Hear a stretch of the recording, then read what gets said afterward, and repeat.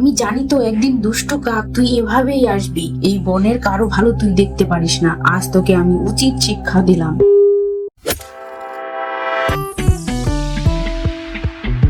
এক বনে ছিল টুনির বাস। টুনি ও তার মেয়ে দুজনের ছোট্ট সংসার। একদিন টুনি খাবারের খোঁজে বনের রাস্তায় হাঁটছিল, যদি কোনো ফল পাওয়া যায়। হাঁটতে হাঁটতে টুনি একটি চকলেট খুঁজে পেল। চকলেট হাতে নিয়ে টুনি খুব খুশি হলো, এটি তার মেয়েকে দিয়ে দিবে। টুনি তাড়াতাড়ি চকলেটটি নিয়ে বাড়ি ফিরে এলো। কই রে মা, দেখ তোর জন্য কি নিয়ে এসেছি। কি এনেছো মা, দেখাও আমাকে। আজকে খুব ভালো একটা চকলেট পেয়েছি, যা তোর পছন্দের। সেদিন আমার সাথে বাজারে গিয়ে তুই কিনতে চেয়েছিলি, আমার টাকা ছিল না যে, তাই তোকে কিনে দিতে পারিনি। এই নে মা। মা, এটা তো আমি কখনো খাইনি। এটা সেই বড় চকলেট মা। যাই, আমার বন্ধুদের দেখিয়ে আসি মা। ওরা সব সময় আমাকে দেখিয়ে দেখিয়ে চকলেট খায়, কেক খায়। আজ আমি ওদের দেখাবো। আচ্ছা যা, কিন্তু তাড়াতাড়ি ফিরে আসবি, সন্ধ্যা হয় না যেন। ঠিক আছে মা, আমি যাই। গান গাইতে গাইতে সে রাস্তা দিয়ে হাঁটছিল। আগে আনন্দ আকাশে বাতাসে, আগে আনন্দ আকাশে বাতাসে। হঠাৎ মেয়েটি একটি গাছের শিকড়ে বেঁধে পড়ে গেল, আর পড়ে গিয়ে চকলেট ছিটকে পড়ে হারিয়ে গেল। মেয়েটি খুঁজে পাচ্ছে না, কান্না শুরু করলো। মা কত ভালো একটি চকলেট দিল, এই দুষ্টু শেকড়ে বেঁধে আমার চকলেট হারিয়ে গেল। আমি এখন চকলেট কোথায় পাবো? আমি এখন কোথায় পাবো চকলেট? সে গাছের নিচে বসে কান্না করতে লাগলো। হঠাৎ গাছ থেকে একটি পরী নেমে এলো। আহারে, এই শিকড়ে বেঁধে পড়ে মেয়েটি অনেক ব্যথা পেল। কি হলো তোমার বাচ্চা, এভাবে কান্না করছো কেন? আরে আপনি চুপ করেন, আমার চকলেট হারিয়ে গেছে তাই আমি কাঁদছি। যাও বাসায় গিয়ে আরেকটা চকলেট কিনে খাও। আমি টাকা কোথায় পাবো যে চকলেট কিনে খাবো? আমরা কি এত বড় লোক নাকি? আরে এই বাচ্চা মেয়ে, তুমি আর কষ্ট পেও না, আমি তোমাকে সাহায্য করব। তোমাকে অনেক চকলেট দেব, এখন থেকে তুমি প্রতিদিন চকলেট খেতে পারবে। আপনি এসব কি বলছেন? মা বলেছে কারো দেয়া কিছু নেবে না, আমি চকলেট খাবো না। আমি কোনো দুষ্ট লোক নই বাচ্চা, তুমি নাও, আমি যা দিচ্ছি তোমার ভালো হবে। মা রাগ করবে না তো? না, তোমার মা রাগ করবে না। এই ফুলটি নাও, এটি নিয়ে তোমার ঘরের সামনে রোপণ করবে, তাহলে কাল থেকে তুমি অনেক চকলেট খেতে পারবে।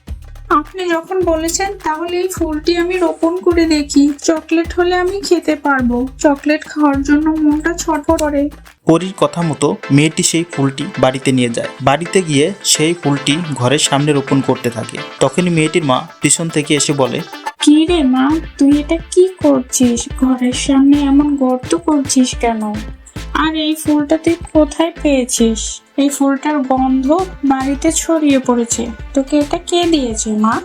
মা, আমি তো তোমাকে কথাটা বলতেই ভুলে গিয়েছিলাম। চকলেট নিয়ে বন্ধুদের কাছে যাওয়ার সময় একটা গাছের শেকড়ের সাথে ধাক্কা লেগে আমি পড়ে যাই। আমি কান্না করি, তখন একটি লোক এসে আমাকে একটি ফুল দেয় আর বলে এটি রোপণ করলে আমি অনেক চকলেট খেতে পারবো।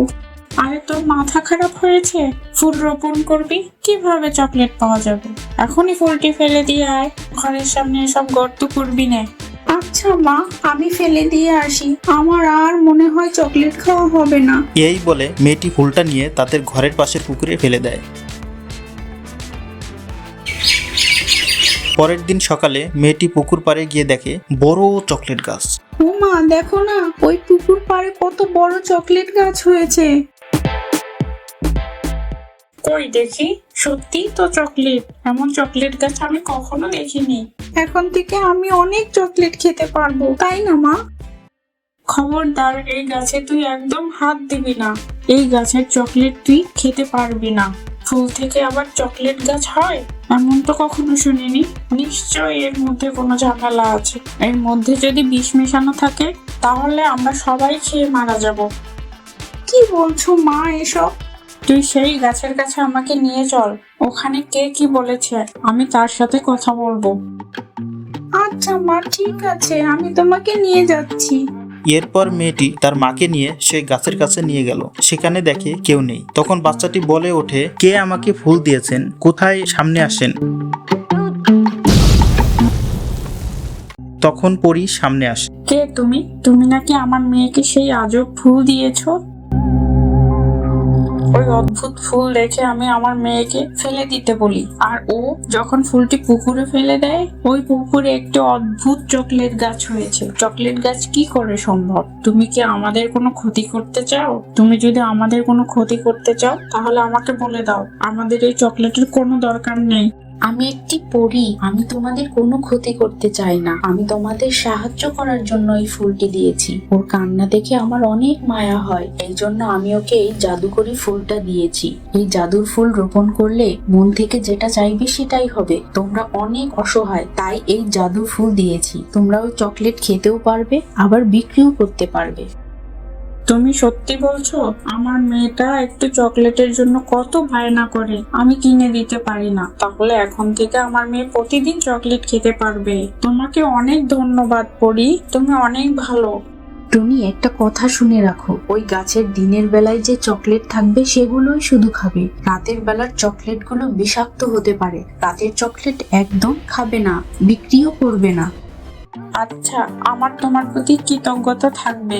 ও তো ছোট বাচ্চা, এই জন্য তোমার কাছে জিজ্ঞেস করতে এসেছি। তুমি কিছু মনে করো না।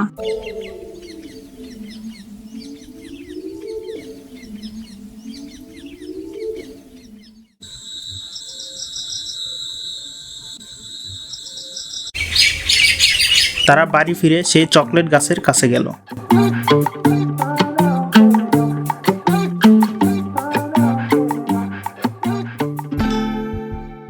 শোন মা, এই গাছের চকলেট আমরা বিক্রি করে অনেক টাকা পাবো, আর কোনো কষ্ট থাকবে না আমাদের।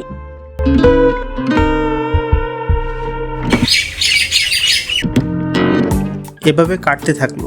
কয়েকদিন পর দুজনে আবার সেই চকলেট গাছের সামনে গেল। দেখ মা, এই চকলেট গাছটি অনেক বড় হয়েছে, এখন বেশি চকলেট ধরে। চল আজ বাকি চকলেট পেড়ে বাজারে নিয়ে যাই।